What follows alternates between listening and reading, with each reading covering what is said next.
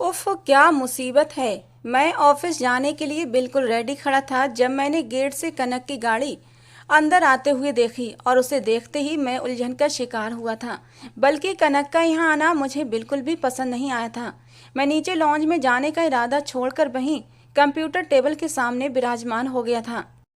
दरवाजे को एक बार नॉक करने की फॉर्मेलिटी पूरी करने के बाद वो तूफान की तरह अंदर दाखिल हुई थी। कनक की शक्ल अपने सामने देखकर मुझ पर अजीब सी बेजारी सवार होने लगी थी। मैंने उसे इग्नोर कर दिया और अपने काम में लगा रहा। Fantastic, you are looking cool. कहीं जाने का इरादा है? मेरे माथे पर फैलते सिलवटों के जाल की परवाह किए बगैर वो सराहते हुए अंदाज में बोली थी। हाँ, आज ऑफिस में एक अर्जेंट मीटिंग है, वही अटेंड करनी है। खुरदरे शब्दों में जवाब देता मैं उसे पूरी तरह नजरअंदाज कर गया था। ब्रीफकेस उठाया और बाहर निकल गया। एक पल के लिए इस इंसल्ट पर कनक के सोने की तरह दमकती रंगत बदली थी, मगर अगले ही पल वो खुद को संभालती मेरे साथ लॉन्ज में ही चली आई। नौकरानी डाइनिंग टेबल पर नाश्ता लगा चुकी थी। ये क्या बात हुई अभिषेक, एक हफ्ता मुंबई से होकर आए हो, खुद से शक्ल दिखाने की जरूरत नहीं की। अब मैं खुद अपनी नींद कुर्बान करके आई हूँ तो तुम्हारे मिजाज ही नहीं मिल रहे। ब्लैक लॉन्ग ट्राउजर और शर्ट पहने बिखरे बाल जिन्हें जबरदस्ती क्लेचर में कैद किया गया था। गुलाबी रंगत में गुस्सा घुला हुआ था। कोई शक नहीं कि वो बेपनाह हसीन लग रही थी। सुनहरी मोतियों की तरह चमकती और गिलाफी आंखें उसके अंदर की सच्चाई की गवाही थीं।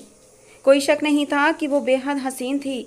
मैंने एक लापरवाह सी निगाहों से उसका जायजा लिया, मगर हुस्न कभी भी मेरी जरूरत या कमजोरी नहीं रहा था। मैंने फौरन अपनी नज़र कनक के ऊपर से हटाई थी और फिर बिजी अंदाज में कहा, मैं सच में बहुत बिजी हूँ कनक, मेरे पास नाश्ते के लिए भी टाइम नहीं है। और जब तुम्हें मालूम है मम्मा और पापा दोनों आउट ऑफ कंट्री हैं और मैं अकेला हूँ घर पर, फिर भी तुम इतनी बेशर्मी से मुझसे मिलने क्यों चली आई? लड़की हो, लड़की की मर्यादा में रहो। इस तरह जब लड़का घर पर बिल्कुल अकेला हो उससे मिलने नहीं आना चाहिए। भले मेरे दिल में तुम्हारे लिए कुछ हो या ना हो, लेकिन देखने वाले अगर तुम्हें इस तरह मेरे घर आते हुए देखेंगे तो ना चाहते हुए भी तुम पर उंगली उठ सकती है। ना चाहते हुए भी मेरे शब्द और आंखें लाल हो चुकी थीं। एक पल के लिए कनक बुरी तरह गड़बड़ा गई थी। कहने लगी, मुझे नहीं पता था कि आंटी घर पर नहीं है, वरना मैं कभी ना आती। वो नजरें झुकाकर बोली, जैसे अपनी गलती स्वीकार कर रही हो। ओ प्लीज झूठ मत बोलो, तुम्हें सब पता है। वो इंसल्ट करने वाले अंदाज में बोला था। गाड़ी लो और वापस चली जाओ, मैं तुमसे बात करने के मूड में नहीं हूँ। उसे हैरान और परेशान छोड़कर लंबे लंबे डिग भरता हुआ शीशे के दरवाजे को धकेलता हुआ मैं बाहर आया था। वो हैरत व गुस्से से पत्थर बनी खड़ी रही। उसे समझ नहीं आ रहा था इसे एक हफ्ते में ऐसा क्या हो गया कि मैं इतना बेजार और बोर नजर आ रहा था। मेरा ऐसा व्यवहार कनक सह नहीं पा रही थी, क्योंकि मेरी नजरें ही नहीं जवान भी शोले उगल रही थी। उसकी रोशन आंखों में आंसू बड़ी तेजी से जमा हुए थे, जिन्हें बहुत बेदर्दी से उसने रगड़ डाला। वो लगभग भागती हुई गाड़ी तक आई और अभिषेक हाउस से गाड़ी निकाल कर फुल स्पीड से चला दी थी। मेरे पापा और कनक के पापा बचपन के दोस्त हैं, आना जाना भी खूब था। दोनों एक दूसरे पर जान छिड़कते थे। मैं अपने माँ बाप का इकलौता था, उधर कनक भी अपने माँ बाप की इकलौती थी। मेरी भी खूबसूरती के चर्चे हर तरफ थे। ऐसा गबरू नौजवान शायद ही पूरी सोसाइटी में होता। लड़कियां तो मेरे आगे पीछे घूमा करती थीं। इंटेलिजेंस की चमक मेरी आंखों में साफ दिखाई देती थी। कनक भी नाजुक सी छुई मुई सी बहुत ही खूबसूरत लड़की थी, मगर कनक के लिए मैंने कभी कोई खास जज्बा महसूस नहीं किया था और उसके अंदाज व अदाओं पर भी कभी भी ध्यान नहीं दिया था। मेरी माँ एक सोशल वर्कर और अपने आप को जमाने से कदम मिलाकर चलने वाली औरत थी। कभी उन्होंने घर पर ध्यान नहीं दिया था। मुझे जन्म देकर जैसे उन्होंने मुझ पर एहसान कर दिया था, मैट के हवाले करके वो अपने हर फर्ज से आज़ाद हो बैठी थीं। स्कूल के रिपोर्ट कार्ड पर साइन करके और मेरे अकाउंट में ढेर सारे पैसे जमा करवाकर वो समझती थी उन्होंने मेरी हर ज़रूरत पूरी कर दी थी। धन दौलत से मेरी ज़रूरतें तो पूरी हो रही थीं, मगर ममता की जो कमी मेरे अंदर पनप रही थी उसने मुझे अंदर ही अंदर खोखला कर दिया था। इस समय मेरा कसूर नहीं था।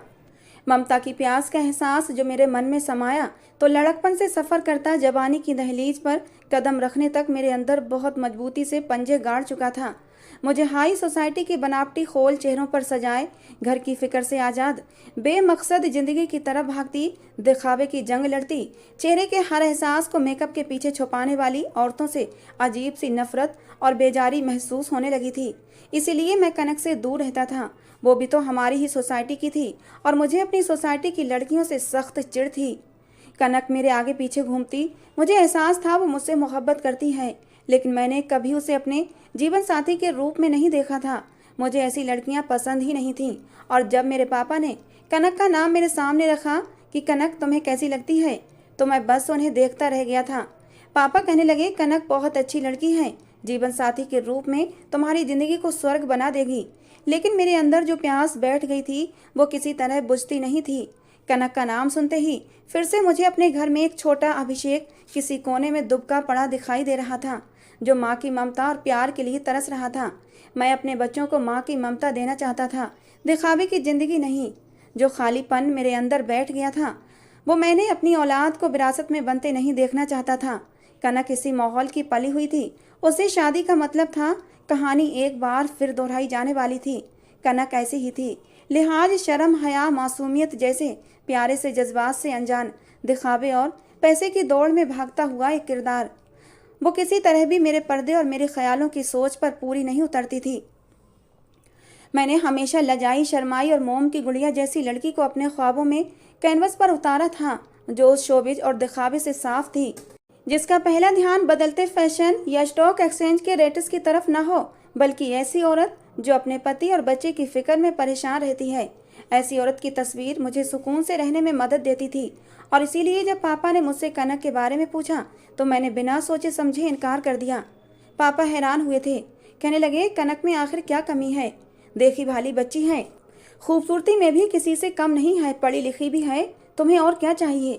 लेकिन पापा की सरतोड़ कोशिश के बावजूद मेरा इनकार हाँ में नहीं बदला।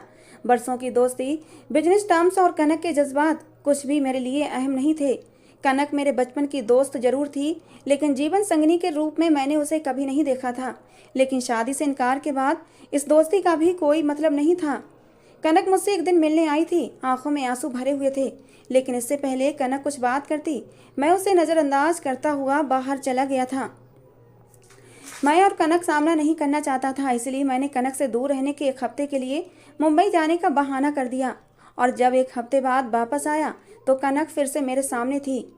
ये वही लम्हे उसके कानों में गर्दिश करने लगे थे। उसे कुछ भी समझने का मौका दिए बगैर अपनी सारी बेजारी और उलझन उस पर उलट कर मैं जा चुका था, ये देखे बिना कि मेरे व्यवहार से कनक का दिल बुरी तरह किरची किरची हुआ था। कितने ही दिन बीत गए थे, वो मेरी तरफ से सॉरी कहने के इंतजार में थी।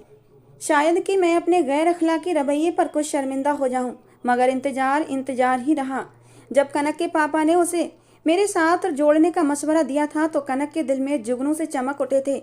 दिल की धड़कनें बढ़ गई थीं। उसकी तो जैसे दिली मुराद पूरी हो रही थी। मैं उसकी मोहब्बत, बचपन की मोहब्बत था, लेकिन मैं उसे कभी भी मोहब्बत से बात नहीं करता था। तब भी कनक मेरी दीवानी थी और अपने रिश्ते की बात सुनकर तो कनक जैसे सातवें आसमान पर पहुंच गई थी। एक ही पल में वो मेरी सारी लापरवाहियों को इग्नोर कर चुकी थी और मेरे सपने सजा बैठी थी। मुझसे मिलना चाहती थी, अपने दिल का हाल सुनाना चाहती थी, लेकिन शर्म से नजरें झुकी जा रही थीं कि मेरा सामना करते हुए उसे अजीब सी झिझक महसूस हो रही थी। बचपन से पनपती मोहब्बत अब शिद्दत अख्तियार करने लगी थी। जिन जज्बात को उसने हमेशा दिल में छुपा रखा था, उन्हें जाहिर करने को दिल मचल उठा था। कनक के होंठों पर मुस्कान ठहर गई थी, लबों पर सुरीले नगमे गुनगुना उठे थे, उसके रोम रोम से खुशी फूट रही थी। दिल इस नए एहसास के साथ मुझे देखने को बेचैन था और फिर शायद उसकी मुराद पूरी हो गई थी। बर्नाइट की मखसूस टोन मोबाइल पर बीप करने लगी और स्क्रीन पर चमकता मेरे नाम उसकी धड़कनों को उथल पुथल करने को काफ़ी था। मैं सामने नहीं था, लेकिन कनक से यस का बटन प्रेस नहीं हो रहा था। उसकी रंगत में सुर्खियां घुलने लगी थीं। अपनी बेतरतीब धड़कनों को काबू में लाते हुए वो यस का बटन प्रेस कर गई। हेलो, उसकी पलकें लरज रही थीं। एक हाथ से मोबाइल थामे, दूसरा हाथ दिल पर रखे वो कोई खूबसूरत खबर सुनने के इंतजार में थी। हेलो कनक, मैं तुमसे मिलना चाहता हूँ। दूसरी तरफ से उसकी बेकरार आवाज़ आई थी। ओके, मुश्किल से ही जवाब दे पाई थी। ठीक है, मैं तुम्हें 1 घंटे तक पिक करता हूँ। कनक के जवाब का इंतजार किए बगैर मैंने फ़ोन बंद कर दिया। सूरज आसमान के किनारों में डूबकर किरणें आसमान पर फैला चुका था, अलविदा कहकर जा चुका था। कनक की आंखों में सजे सपने पूरे होने जा रहे थे। मारे खुशी के उसके पैर जमीन पर नहीं पड़ रहे थे। बदलते रिश्ते के एहसास ने दिल की धड़कनों की लय बदल दी थी।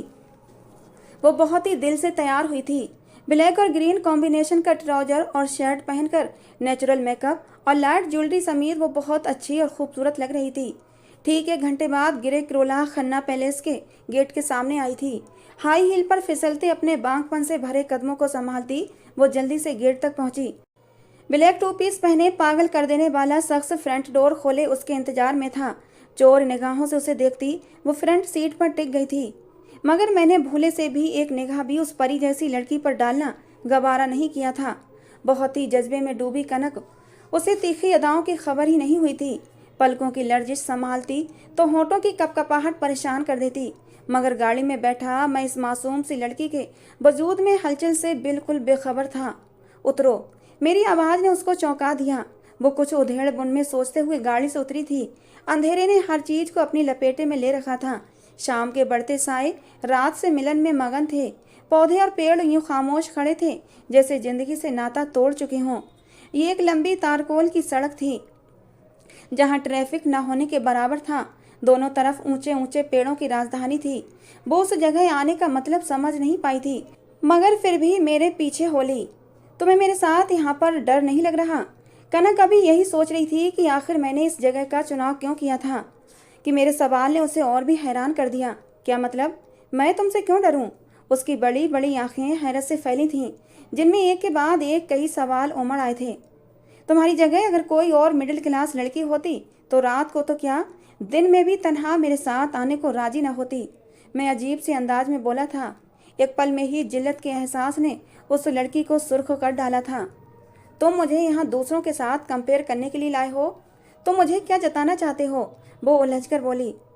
मैंने कहा, हमारी फैमिलीज में आजकल करंट इशू क्या है यकीनन तुम्हें जानकारी होगी। मैंने बात शुरू की। जवाबन वो गर्दन झुका गई। उसके गाल न जाने क्यों तप उठे थे। पलकें अनजाने बोझ तले झुकी जा रही थीं, मगर मेरे पास शर्मो हया के ये नज़ारे देखने का वक्त कहाँ था।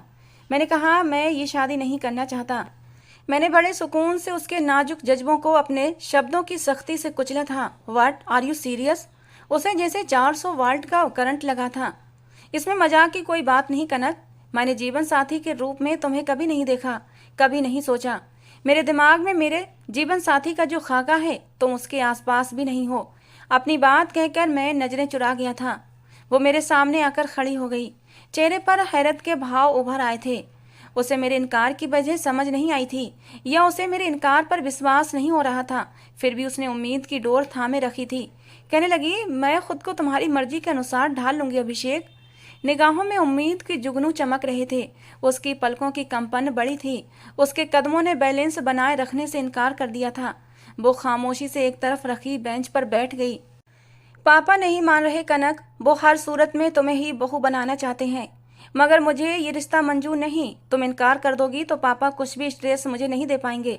क्यों अभिषेक, इनकार किस लिए? आंसुओं का फंदा हलक में अटक कर छेद करने लगा था। शिद्दत से रुहासी होकर वो बात भी पूरी नहीं कर पाई थी। कनक प्लीज मुझे फोर्स मत करो। जबरदस्ती के रिश्ते बर्बादी और उलझन के अलावा कुछ नहीं देते। तुम जैसी जिंदगी की दौड़ में दौड़ती लड़की कभी मेरा ख्वाब नहीं रही। मुझे ऐसी लड़की से शादी नहीं करनी जो मुझसे आंखों में आंखें डालकर बात करते हुए हिचकिचाए नहीं, मेरे सामने नजरें उठाकर अपने प्यार का इजहार करे। ये सारी बातें शादी के बाद तो अच्छी लगती हैं, लेकिन शादी से पहले ये सारी बातें बेशर्मी कहलाती हैं, जिसे हमारी सोसाइटी में फैशन कहा जाता है। ऐसे काम करने पर लड़कियों को दाद दी जाती है कि वो भी लड़कों से कम नहीं है। जिसे मेरी ज़रूरत से ज़्यादा अपनी एक्टिविटीज़ से प्यार हो, जिसके कपड़ों से लेकर उसके अंदाज, तौर तरीके, आदतें तक मुझे ना पसंद हों, जिसे छोटी छोटी ख्वाहिशें महसूस करनी ना आती हों, जो ऐसी नस्ल को जन्म दे जो लापरवाही और तशनगी के साए में पले बढ़े। मुझे एहसास मासूमियत, सादगी और शर्मो हया के खमीर में गुंधी लड़की से शादी करनी है, ना कि तुमसे। मैं तुम्हारे साथ नहीं रह सकता। मैंने उसे सर से पांव तक देखते हुए कहा था। इस वक्त वो ढीले ढाले ट्राउजर और ढीली ढाली शर्ट में बेपरवाह से मेरे सामने खड़ी हुई थी। वाइट कलर की शर्ट में उसके पिंक इनर बियर साफ दिखाई दे रहे थे। मैंने कहा, तुम्हें देखकर मुझे अजीब सी नफरत महसूस होती है। मुझे अपना फ्यूचर किसी वीरान अंधेरे से इंगेज होता दिखाई देता है। कनक मुझे अपनी आंखों में आंसू भरे देख रही थी। बचपन से जो उसने मेरी मोहब्बत का महल अपने मन में बनाया हुआ था, एकदम से ही ढहकर जमीन बोस हो गया था। मैंने तो कनक के जज्बातों का गला ही घोट दिया था। मेरे कहने का जो तरीका था शायद उसे बर्दाश्त नहीं हुआ था। मैंने कनक की तारीफ उसकी लापरवाही, बेहसी, जिद्दी पसंदी, बेहयाई और बेबाकी से की थी। उसका जी चाहा कि मेरा चेहरा तमाचों से लाल कर डाले, मगर वो ऐसा नहीं कर सकी। मेरी इतनी घटिया, गिरी और नीच सतही सोच पर 4 बातें भी मुझे सुना नहीं पाई थी। कौन है वो? बहुत धीमी और रुंधी आवाज में उसने पूछा था। साहिल की कजिन है। मैंने अपने एम्प्लॉय का नाम लिया। मेरे सपनों और ख्यालों में बिल्कुल ढली हुई। वैसे तो लोअर मिडिल क्लास की पली बड़ी है, लेकिन उसमें वो सारी बातें हैं जिनकी मुझे प्यास है। वो मेरे अंदर बढ़ते उदासी और खालीपन को बांट लेगी। उसकी निगाहों में अजीब सी पवित्रता है। जब वो मुझे देखती है तो मुझे ऐसा लगता है कि मैं भी उसमें धुलकर पवित्र हो गया हूँ। मेरी ये बातें तलवार के नोक की तरह कनक के दिल में लग रही थीं। उसका नाजुक सा दिल मेरी बातों की सख्ती से टूटता जा रहा था। रोंदे हुए गले से बोली, अभिषेक, यकीनन वो बहुत खास है जिसे तुमने पसंद किया है। मेरी दुआ है तुम्हें वो सब मिले जिसकी तुम्हें उससे आस है। जिंदगी में जब जब तुम्हें कामयाबी नसीब हो तो याद रखना, 2 हाथ हमेशा तुम्हारी खुशियों के लिए दुआ में उठेंगे। इस पूरे वक्त में उसने पहली बार निगाह उठाकर देखा था। उसकी आंखों में आंसुओं का समंदर मौजें मार रहा था। उनमें अजीब सी बेबसी थी। हार का रंग साफ दिख रहा था। दर्द की शिद्दत ने आंखों के पर्दे तक लाल कर डाले थे। आंसू उस लड़की के चेहरे को भिगो गए थे। ओह प्लीज, ये रोना धोना तुम्हें सूट नहीं करता कनक। व्हाट डू यू थिंक कनक, कि मैं तुम्हारे इन सो कॉल्ड आंसुओं में पिघल जाऊंगा? इम्पॉसिबल। मैं बेहिसी की हर हद फलांग गया था। एक जानलेवा दर्द था जो कनक की रग रग में समा गया था। उसके आंसुओं में कुछ और तेजी आई थी। यकीनन वो लड़की बहुत खास है जिसने तुम्हें जीत लिया है अभिषेक। उसे खुश रखना। वो आंसुओं के बीच मुस्कुराई थी। उसका दिलकश सरापा, दमकता हुस्न जो चांद को भी शर्मा रहा था। ये वो कुछ कमजोर पल थे जिनमें मेरा दिल कहीं गहराई में डूब कर उभरा था। मैंने जल्दी से कनक के ऊपर से नजरें हटाई थीं। अगर कुछ देर और उसको देखता तो शायद मैं अपने फैसले से हट सकता था, और मैं ऐसा नहीं चाहता था। कनक को कभी भी अपनी पत्नी नहीं बना सकता था। मैंने कहा, चलो मैं तुम्हें छोड़ देता हूँ। तुम मुझे छोड़ चुके हो अभिषेक। वो गहरे अंदाज में मुस्कुराई और लब भींच गई थी। रात गहरी हो रही है कनक, तुम्हारा अकेले जाना ठीक नहीं है। मैं हाई सोसाइटी में पली बड़ी हूँ मिस्टर अभिषेक। जब आपको उनके बारे में इतना पता है तो ये भी मालूम होगा कि वो न सिर्फ मर्दों से डरती हैं और न रात के अंधेरों से परेशान होती हैं। वो बहुत निडर और बोल्ड होती हैं। वो सवालिया अंदाज में मुस्कुराई जैसे वो खुद अपना मजाक उड़ा रही हो। मुझमें उसके साथ चलने की हिम्मत भी नहीं थी। लम्हा लम्हा उसकी छाया मुझसे दूर होती जा रही थी। बहुत देर तक एकटक उसे देखता रहा और फिर अपनी गाड़ी में बैठ गया। अचानक सुर्ख चमकते रैपर में लपेटे गिफ्ट ने मेरा ध्यान अपनी तरफ खींचा था, जो वो यकीनन मेरे लिए लाई थी। दोस्तों, कहानी 7 साल आगे बढ़ चुकी है। आज पेरेंट्स डे है आयशा, टाइम पर पहुंच जाना। मैं भी जल्दी फ्री होने की कोशिश करूंगा। टाई की नोट कसते हुए मैंने अपनी पत्नी आयशा से कहा था। आयशा जरा कसमसाकर उठ बैठी, बिखरे बालों को समेटा और नाराज होकर बोली, मैं आज फ्री नहीं हूँ, आप चले जाएं। उसकी बात सुनकर मुझे बहुत गुस्सा आया था। आरब के स्कूल में फंक्शन है आयशा जी। तुम्हारी बेकार की एक्टिविटीज से कहीं ज्यादा इम्पोर्टेंट है आरब की पेरेंट्स मीटिंग। तो मुझे ध्यान मत दो, मगर आरब के बारे में तुम्हारी लापरवाही मेरी बर्दाश्त से बाहर है। मेरी बात पर मेरी पत्नी आयशा बिलबिलाकर उठी थी। कहने लगी, मैंने आपसे शादी आबादी बढ़ाने के लिए नहीं की। मेरी भी कुछ इच्छाएं हैं जिन्हें पूरा करना मेरा हक है। सोचा था इतना अमीर दौलतमंद मर्द है, बहुत ब्रॉड माइंडेड होगा, मगर आपकी टिपिकल मर्दों वाली सोच ने मेरी हर इच्छा में रोड़े अटकाए हैं। ऐसी ही सेवा करने वाली और घरेलू बीवी चाहिए थी कि सास भी आपकी मर्जी से ले तो किसी नौकरानी से शादी कर लेते, जो 2 दर्जन नौकरों के होने के बावजूद तुम्हारे आगे पीछे घूमती रहे। आयशा की जहर उगलती जबान ने मुझे कुछ कहने के काबिल भी नहीं छोड़ा था। और ये तो रोज का था। लोअर मिडिल क्लास से संबंध रखने वाली, अपनी अधूरी इच्छाओं के लिए तरसती ये लड़की जब तालाब से निकलकर समंदर में आई तो उसके रंग ढंग अपनाने की ख्वाहिश और शौक पनपने लगे थे। जिस गलती से बचने के लिए मैंने एक नाजुक दिल को लहूलुहान किया था, अनजाने में वही गलती मुझसे हो गई थी। वो भी उसी माहौल का हिस्सा बन गई थी। वो प्यास और बेबसी वैसी ही अपनी जगह मौजूद थी, बल्कि इसमें और भी बढ़ोतरी हो गई थी। और अब तो एक दिल की मोहब्बत को ठुकराने का बोझ भी मेरे सीने पर लदा हुआ था। और अब मैं अपने बेटे की सूरत में वहीं खड़ा था जहां से चला था। जिंदगी की सबसे बड़ी बाजी मैं बुरी तरह हारा था। मुझे अपना आप ऐसे बच्चे की तरह लगा था जिसने जीत जाने के लिए हार के रास्ते को चुना था। आज की शाम को एक दोस्त ने डिनर पर इनवाइट किया है, तैयार रहना। शॉर्ट में खबर देते हुए ब्रीफकेस उठाकर मैं बाहर निकल आया था और आयशा दोबारा सोने के लिए लेट गई थी। आयशा भाभी, आप यकीनन बोर हो रही होंगी। एक्चुअली कनक मोबी को सुला रही है, ये उसके सोने का टाइम है ना। मेरे दोस्त राहुल ने कुछ शर्मिंदगी व नदामत के मिले जुले एहसास से कहा था और अपने 7 साल के बेटे के बारे में बताया। कोई बात नहीं, आयशा ने आराम से जवाब दिया। राहुल पहली बार आयशा से मिला था, मगर उसके शब्दों में अपनापन घुला हुआ था, जबकि कनक का नाम सुनकर कोई भूली बिसरी याद मेरे याददाश्त के पत्ते पर सरसराने लगी थी। फिर भी मैंने खुद को बिजनेस की बातों में बिजी कर लिया। राहुल की कंपनी का कॉन्ट्रैक्ट मेरी कंपनी के साथ फाइनल हुआ था और कुछ ही दिनों में हम अच्छे दोस्त बन गए थे। पहली फुर्सत में ही राहुल ने मुझे दावत दे डाली, जिसे कुछ हिचकिचाहट के बाद मैंने स्वीकार कर लिया था। माफ़ी चाहती हूँ, आने में जरा देर हो गई। एक जानी पहचानी आवाज़ मेरे कानों से टकराई तो मैंने चौंक कर नजरें उठाई थीं। ब्लैक और लाइट येलो कंट्रास्ट की साड़ी में वो निखरी निखरी से यकीनन कनक ही थी। उसकी आंखों की चमक आज भी वैसी की वैसी ही थी। उसके होंठों की मुस्कान वैसी ही मासूम थी, या शायद पहले से भी ज्यादा खिल गई थी। एक पल के लिए कनक और मेरी निगाहों का टकराव हुआ था और फिर वो राहुल के पहलू में जाकर खड़ी हो गई। उसकी आंखों में जगमगाती नमी को सिर्फ मैं ही समझ सका था। मैं लाउल वाली जो रोती हुई लड़की के आंसू देखकर कुछ समझ नहीं पाया था। आज निगाहों के किनारों पर पानी की चमक से समझ गया था। इसी नमी को समझने के लिए मैंने 9 साल गवाए थे। कुछ पाने की चाह में मैंने कनक को खोया था, तो कुदरत कैसे आयशा को मेरे लिए अनमोल बना देती। राहुल के पहलू में खड़ी वो लड़की बड़े ही धीरे और दिलकश अंदाज में मुस्कुराई थी। उसकी गहरी निगाहों पर सुर्खी बहुत ही शानदार लग रही थी। मैं सोच रहा था अगर हम वक्त से पहले प्रोजेक्ट कंप्लीट कर लें तो हमें फाइनेंशियली इस काम का काफ़ी अच्छा रिजल्ट मिल सकता है, राहुल ने कहा था।